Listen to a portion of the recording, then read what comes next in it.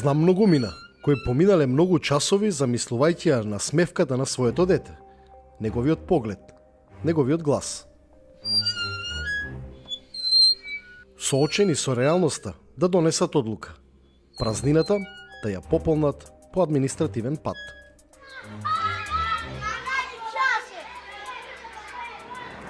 Мојата дилема е колку на тој пат е силна љубовта. Силна за да ги победи предрасудите и стереотипите. Дали би посвоиле дете етнички и верски различно од себе?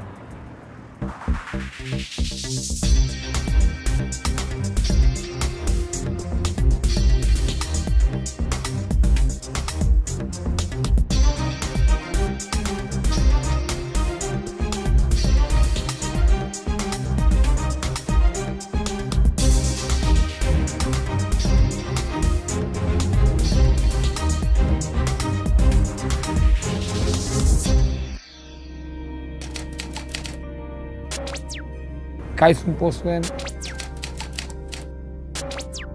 What happens in the family stays in the family.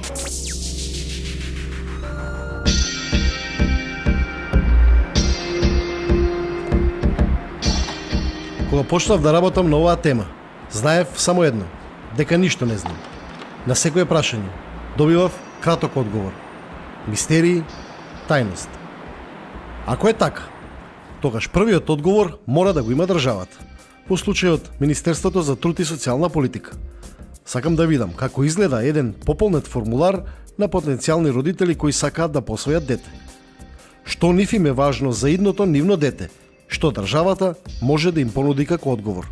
Тие запишуваат на колкава возраст сакаат да биде детето, од кој пол да биде, значи од која етничка припадност, така да они влагаат во регистарот на можни посвоители со нивните барања, така да они секако согласно нивните барања, нели, стануваат и можни посвоители на деца со такви карактеристики. Покрај здравствената состојба најбитна има етничката припадност после здравствената состојба, така да во најголемиот број случаи каде што е ограничено посвојувањето е токму поради здравствената состојба и поради етничката припадност на децата. Ова ми беше сосема доволно, за да сватам дека ја имам приказната. Значи, идните родители можат да ја дознаат и етничката и здравствената состојба на детето кое сакаат да го посвојат. Попрецизно, тие дури можат да наведат какво дете сакаат. Тука е и првиот тест. Овој формулар открива многу. Најповеќе бараат од својата етничка припадност, значи македонецот од македонска, албанецот од албанска, така да најголемиот број на случаи бараат да биде иста етничка. Доколку нели се стесни изборот на деца, можните посвоители одлучуваат и да прошират етничката припадност за да се зголеми можноста да добијат дете.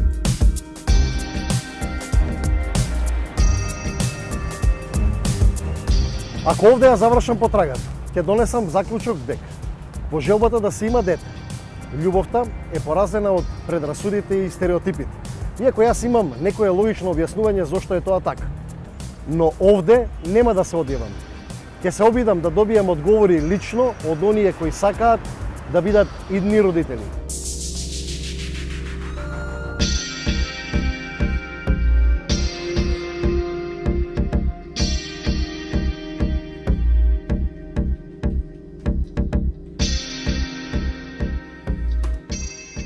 Не бе, не сакаат да зборуваат пред камера. Имаат страв, не се сигурни до себе. Велат се плашат дека нивното дете утре може да ја види нивната снимка на интернет и да дознае за неговата судбина. Секој втор одговор беше поврзан со стравот од некаква реакција на околината. Сега ги сваќам предупредувањата за мистериозноста и тајноста на оваа тема. Луѓето не сакаат јавно да зборуваат. Едноставно одбиваат. Но одговорите што ги добив, кај мене поттикна нови прашања. Знам луѓе од јавниот живот кои не ги кријат своите животни приказни. Одам кај нив. Јас мојот живот не можев да го замислам без деца и јас и во мојата книга во Трофеј пишувам дека јас како многу мала сонував дека јас имам 2 деца посвоени. И тоа може звучи вака бајковито, една убава приказна, но на крајот се реализираше дека е тоа така. Мине имаше 9 месеци кога ја посинивме. Кирил имаше 2,5 години. Беа братче и сестриче и за волја на вистината не сакал да ги земе. Да, биолошки се, да. И не сакал никој да ги земе од пиле две. Знаете како, едно ќе земеш, па сега каде одеднаш две. Ама јас бев доволно храбра и луда условно да сакам да ги земам двете, прво затоа што беа преубави на вистина, како да не се од тука. И ден денес така изгледаат, имаат нека многу убава физиономија, плави се, бели, многу се убави. Но прашањето е, одговорот на вашето прашање е дека зошто имаат луѓето проблем да зборуваат, е затоа што се себични. Оти нивната лага, односно нивното помирување со фактот јас нема да го кажам тоа на моите деца за да ги заштитам, е всушност една голема лага. Тие не го заштитуваат детето, тие се заштитуваат самите себе си. И јас не гледам тука никаков проблем, ниту срам да кажеш дека тие се посинети деца и дека тие се исти како и останатите деца. Тие имаат исти права, дури напротив, посвоителите им дале можност да живеат во многу подобри услови отколку хипотетички да останеле во домот за доенчиња, потоа да завршат во 11 октомври. Без какви било дилеми, ми го раскажа своето искуство. Сега да видам колку луѓето во Македонија кои сакаат да посвојат деца или кои посвоиле деца, им е важно Добро. тие деца од каде потекнуваат, етничката, верската И припадност. анамнезата, да. Јас во моето барање напишав дека мене не ме интересира ниту колкави се, ниту од која етничка припадност, ниту кој е полот. Има многу често нели бараат машкост да биде, ниту етничката припадност, ниту националност. Мене не ме интересираше, ниту пак ме интересираше дали албанче, ромче, србин, македонец, босанче. Просто не ме интересираше. Мене ми беше важно да имам деца кои што можам да ги истигнам, да ги истерам на прав пат. Но, кога ќе наидете на таков одговор, не знам, многу тешко се посинува, да знаете дека многумина од потенцијалните посвоители инсистираат на барања кои што се на ниво на желботека. Не може тоа така. Значи, ако сакате да посините дете, тогаш ќе го посините. Здраво, право. Вие знаете дека со disability странци посинуваат од Македонија. Американци, италијанци доаѓаат и посинуваат дечиња кои што имаат се со специјални потреби, ама на вистина. И тие деца живеат среќно надвор од Македонија. И мислам дека кај нас менталната матрица се уште не е доволно созреана за да бидеме малце пошироки, поотворени, да ги примеме сите дечиња еднакво. Затоа што знаете како, кога ќе го земете вие тоа дете, тоа е ваше. Неговата етничка припадност нема врска. Тоа сега да прашам од искуството, да речеме. Родителите посвоители се оние кои што ја внесуваат етничкиот дух, верскиот дух, култура на живење. Културата на живење на тие деца, или? Апсолутно. Генетскиот код се гледа подоцна веројатно во развојот, кога знаеш дека не може да ги очекува или да се очекуваат твоите таленти, ти што ги имаш, па гледаш дека некаде пројавува интерес каде што досега не си го забележал во твоето семејство, во мојот генетски код. Но апсолутно. Значи јас важам за рок-н-рол Tiger Mom. Значи јас моите деца живеат со одлична рок-н-рол музика, не живеат по стереотипи, се, барем јас знам, така ми имаат кажани, другите се многу воспитани, многу имаат развиена емоционална интелигенција, социјална интелигенција, значи кој ќе види вас мина вегушка, многу е топла со енергија. Ова искуство ме враќа на почетокот. Во Македонија сепак има луѓе за кои не се важни етничката, верската припадност. Луѓе на кои најважна им е детската насмевка во родителската љубов. Сега е време да побарам одговори на моите дилеми од научен аспект. Родителите се свесни дека кога ќе посвојат дете со друга боја на кожа, детето набрзо станува свесно дека се разликува од своите родители и поставува многобројни прашања на родителите зашто тоа е поинакво. Мислам дека родителите се исто исплашени како детето ќе биде прифатено во околината. Дали ќе биде можеби предмет на дискриминација, дали ќе биде омаловажуван од неговите врсници и така натаму. И затоа велам дека е вистински предизвик да се посвои дете со друга боја на кожа. Се соочуваат со многу поразлични, многу предизвици, да кажам, тие семејства, кои што се повеќе отколку другите родители посвоители кои што посвоиле деца. Затоа што се настојува, културолошки е малку тоа одредено или се уште ние ги имаме предрасудите во однос на националност, во однос на кога тие предрасуди ќе се надминат, тогаш веројатно и нема да биде така значајно и битно. Меѓутоа сега им е значајно на многу семејства, поготово тенот на бојата, на кожата е значајна, дали е од ромска националност детето, нели, по тоа и ќе се види. Зошто е значајно? Затоа што разликата во однос на бојата, во однос на афинитетите на тоа дете, од нивните афинитети, веднаш им покажува дека тоа дете е посвоено. А голем број на родители кои што посвојуваат деца, настојуваат да посвојувањето го остават во тајна. Би било коректно да децата кои потекнуваат од одредена религиозна, верска, етничка групација да бидат посвоителите, барем еден од родителите со истиот, би рекол, со истата поставено, за да можат да се интегрираат посоодветно. Но тоа не ја исклучува можноста да и друга етничка или верска или религиозна пределба усвојат дете, затоа што најбитно на детето му е вниманието, љубовта од родителите. А таа не разбира граници, религии, етничка припадност, јазична припадност. Зборам во глобален контекст, во нашиот контекст е важно заради прилагодување на детето во моментот за да може да се интегрира посоодветно, да биде прифатено. И мислам дека и на самите родители и не име приоритет тоа, дури има родители кои се подготвени да усвојат дете и со одредени деца со посебни потреби. И мислам дека тоа е хумано и благородно од нив да се потрудат да вложат максимална енергија и напори да водат грижа за дете кој навистина ќе знае дека цел живот ќе мора да му се посветат максимално, зашто тоа бара навистина големо внимание. Сега веќе ја создавам сликата за мојата приказна. Јасни се и контурите на рамката. Се гледа и ликот на профилот од родителите посвоители.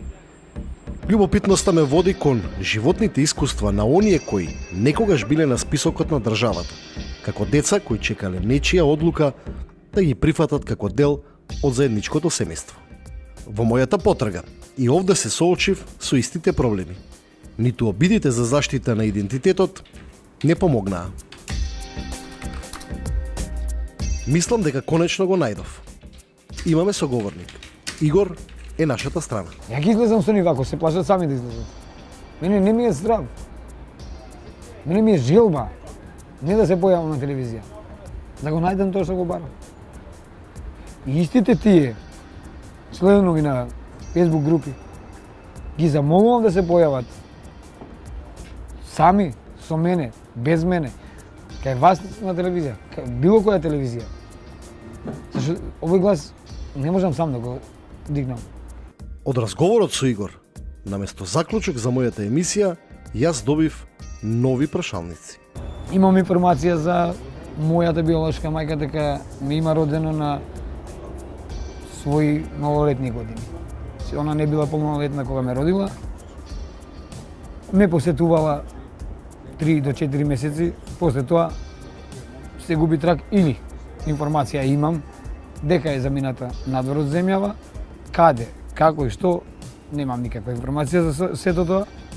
Јас сум сепак пак благодарен од дотичната господја која ми даде тие информации, што сепак таа била жива кога ме родила и драго ми е да е жива кај и да е. А би сакал да знам која е. Чекај, па мојата потрага по клучното прашање, дали во изборот да се посвои дете е пресудна етничката или верската припадност, овде станува ирелевантна. Ми треба само идентитетот. Значи, може би сум се сретнал со сестра, може би сум се сретнал со брат, а ја да не знам за тоа. Тоа е тоа што имам 3 дечиња кои утре ден може да се видат со прв браточет и да се влюбат и многу работи, значи се работи за инцест. За да не дојде до инцест, при се тоа би сакал. Имам 41 година која живеам без да знам која ми е биолошка мајка. Јас сум повторно на почетокот. Но на еден друг почеток. Која е судбината на овие луѓе?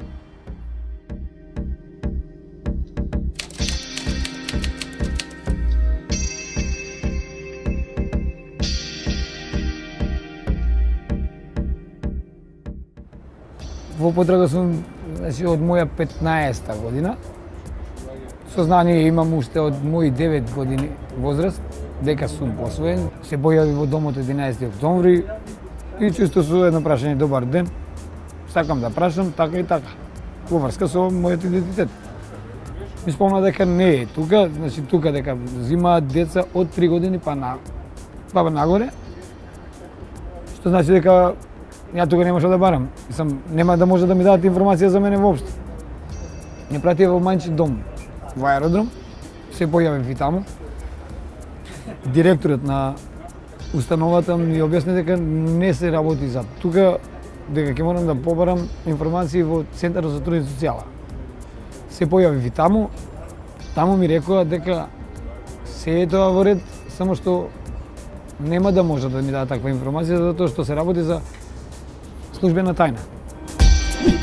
Игор е само еден од околу 100 поединци кои, секој на свој начин, по своји канали, со години се во потрага по своите биолошки родители. На тој пат, пречка им прави државата. Единствената која некаде во архивските подруми, обвиткани во прав, ги има одговорите на нивните прашања. Проблемот е што во Законот за посвојување од 73-та на СФР, кој што бил преземен и подоцна со самостојувањето, не постоела никаква одредба за тајност. Значи немаме член каде што вели податоците за посвојувањето се тајна. Со измените на Законот за семејство 2004 година веќе се воведува овој член и од тогаш имаме стрикно определување дека податоците се тајна. Меѓутоа, Министерството за труд и социјала и сите институции, доколку добијат определено барање од посвоените деца кои што се посвоени пред измената на овој закон, на овој член, ги одбиваат барањата при што се повикуваат на законот од 2004. Иако да речеме, детето кое било дадено на посвоење, тој закон не ни важи. Но искуството на Игор, чија потрага почнува во 90-тите, покажува дека и кога не биле државна тајна, податоците сепак не му биле достапни. Во Центарот труд и социјала ми кажа дотична госпоѓа која беше вработена таму, она што смееш да ми каже, пошто со закон не е дозволено да ми каже ни име, ни презиме, ни место на живеалиште. Дека мојата мајка била малолетна. Дали била студентка, дали била средношколка, што и да била, не има родено, поминали 4 месеци, заминала, каде, што, како. Не навлегувам. И на моја година и пол, ми имат посвоено луѓе со кои живеам. И сум им многу благодарен. Изминатиот период во соработка со неколку граѓански организации дојдовме до идеја да пробаме да ги обезбедиме податоците кои што се однесуваат на посвоените деца, односно да ги откриеме имињата и презимињата на нивните биолошки родители и на нивното потекло. Започнавме со десетина случаи ширум Република Македонија, кои што се деца посвоени во 80-тите и 90-тите години. Поднесовме барање до центрите за социјална работа, кои што биле овластени органи за да го спроведуваат посвојувањето, да ни ги обезбедат овие податоци, а повикувајќи се на меѓународни договори во кои што се предвидува правото на децата да си го знаат нивното потекло. Конкретно во самата иницијатива ги наведовме другите земји, при тоа наведовме како е во Србија, Хрватска, Босна, Црна Гора. Во сите тие земји е дозволено правото на увид во податоците и правото на потекло на посвоените деца. Зошто и како во процесот на посвојување деца, нивните податоци, потеклото, биолошките родители стануваат најчувана државна тајна? За мене тоа останува мистерија. За ова никој од државните актери изминативе години не сака да зборува. наитно од Законот за семејство треба да се тргне обврската тајноста на овие податоци, да не се третираат овие податоци како службена тајна. Треба подетално да се регулира кој може се да поднесе барање за добивање на податоци за засновано посвојување. Затоа што имаме случаи каде што и биолошките родители трагаат по своите деца и не можат да ги добијат овие податоци и овие податоци за нив се затворени како службена тајна. Трагачите по биолошките родители надежта ја гледаат во поднесената иницијатива за законски измени. Таа е разгледана од соодветното поделение. Сепак треба да се разгледа многу детално и да се консултираат сите стручни лица во областа, бидејќи сепак се работи за согласно сегашниот закон за семејство, нели, податоците на детето и на неговите родители се службена тајна. Доколку се отвори ова како можност децата да ги дознаваат своите родители, се доведува во прашање што се оние кои веќе посвоиле. Така да ние сме на став дека би требало да се отвори една стручна дебата и да се видат добрите и лошите страни на оваа измена. Има примери во Европа и подалеку каде што е дозволено, има некаде каде што не е дозволено, така да ние не би брзале со оваа одлука, сепак би анализирале што тоа ќе доведе. Јас лично како човек и како мајка, нели, поддржувам нивната идеја да се ги пронадат своите корени, меѓутоа како професионалец, како стручњак, од друга страна сметам дека таквите промени може да предизвикаат многу правни и етички дилеми. Например, што е со семејството кое што го посвоило детето, односно со неговата функционалност, со неговото функционирање, со хармонијата, како ќе влијае тоа на примарното семејство, нели? Понатаму се прашувам како тоа ќе влијае на самите деца кога ќе дознаат дека се посвоени. Сметам дека и токму родителите од тие причини не им кажуваат на децата дека се посвоени. Прво затоа што се плашат дека детето кога ќе дознае дека посвоено, го отфрла примарното семејство. Супер е тоа, нели, ако се пронајдат биолошките родители, но ние мора да имаме во предвид дека често пати исходот може да биде негативен, така? Што ако детето не ги пронајде своите родители? Значи тогаш го губи идентитетот во примарното семејство. Значи ја губи припадноста во семејството каде што било посвоено, а од друга страна не ги пронаоѓа биолошките родители за да може да се идентификува со нив. Исто така сметам дека треба да се има предвид и другата страна, кој што некако гледам дека никој не ја споменува што е со родителите кои што ги дале децата на посвојување, така? Тие најчесто сакаат да останат анонимни. Тајната некогаш ја чуваат строго само за себе, дури најблиските членови не знаат дека тие дале дете на посвојување.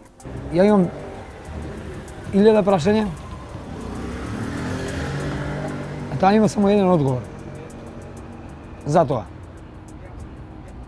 Не сум тој што треба да судам. Би пробал да ја разберам. Мора да има причина. Као не дошла да те види. Од каде да знам? Што ако дошла? Што ако истата таа моја мајка не сакала да ги повреди оние родители кои ме чуваат? Чисто ако го има моето срце или ако е емотивна како мене, не би поминала таму и не би ги пипнала луѓето. Може би да ме гледа од 100, од 50, од 2 метри далечина. Но шанса само да ме види. И чисто длабоко во себе не смеела. Чисто од себе не сакала да премини преку тоа што ќе загрози самата себе и моите родители и мене со тоа што би ми пришло. Доколку сега, ако веќе е меѓу живите, сега зашто да не ми дојде? Зашто да не приде? Да каже Игор, јас сум таа и таа, доволно ми е. Не ми треба ништо од неја.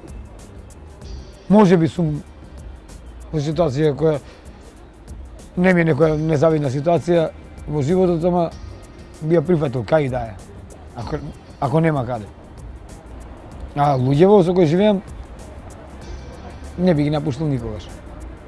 Се дока живеат сум јас покрај нив. За разлика од многу други кои живеа со биолошки родители, па ги тргнаа на страна. Да си ден денеска јадам со мајка ми, со татко ми на иста маска. Прво е за да се спречи инцест во нивните семејства, затоа што Република Македонија е мала држава, секој со секого се знае. за да ги дознае и да ги дознае медицинските болести. Често пати кога ќе заминат на лекар, лекарот не може значи да испита дали станува збор за некоја наследна болест или не, и им ги бара податоците од биолошките родители за да направи да го оформи своето медицинско досие. Но често пати трагаат и поради љубопитност и за да ги дознаат причините од кои што биле оставени и не сакала биолошката мајка да ги задржи. Мисля, ги знаеш, имаш информации за биолошките родители? Не заштитени се со закон. Иако јас се борам за тоа, од една причина. Мора да се смени законот, оти е ДНК во прашање. Значи, не дај Боже, нешто му се случува на детето. Јас имам привилегија да ја знам биолошката мајка и татко, да побарам не помош и обратно и тие да побараат од своите биолошки деца. Така, ако им треба нешто, се што се случува во живот. Најпрво од здравствениот. Второ, мојата предпоставка е дека нивната биолошка мајка има и други деца. Така, предпоставка, не знам. Еми мала е Македонија. Во голем случај да. Так, и мала е Македонија. Од кај знам дека утре во кафич нема да се сретнат со нивен полубрат, полусестра. Значи има многу е комплексно тоа, не може да се заштитени биолошките родители како да се, не знам, најголемото богатство на оваа земја. Зошто да се заштитени? И зошто моето дете, зошто посвоителите се плашат да не кажат на децата, да не прашат за биолошките родители. Предпоставката е дека веројатно би стравот дека може да ги напуштат да се вратат. Па добро душо, и нека. Ама нели зборуваме сега за една љубов која што јас еве сега се сеежам кога зборувам. Па јас сум ги зела тие деца за да им дадам несебична љубов. И таа несебична љубов не подразбира посесивност да не одат да ја запознаат својата биолошка мајка. Колку пати, еве вие сте се запрашале како новинар, кој проблем е тој кој што ја натерала таа нивна биолошка мајка да ги остави не едно-две дечиња? Па јас си палам свеќа секој ден во црква на таа жена. Ако не била таа, јас немаше да бидам мајка. Сега се плашам дека доколку се промени законот, односно доколку во однос на тајноста и доколку податоците бидат достапни и бидат обврзувачки за родителите кои што го даваат детето на посвојување, дали тогаш родителите кои што сакаат, кои што не можат да ги чуваат своите деца или кои што не сакаат да ги чуваат своите деца, ќе бараат нелегални начини да се ослободат од тие деца. Значи тоа мора да се има во предвид, така? Во една потрага не секогаш има јасни и чисти страни. Често пати има и една друга, темна страна, полна со мистерии, тајни, сомнежи. Со една таква страна се соочив и јас. Потрагата по неодговорените прашања е следната недела.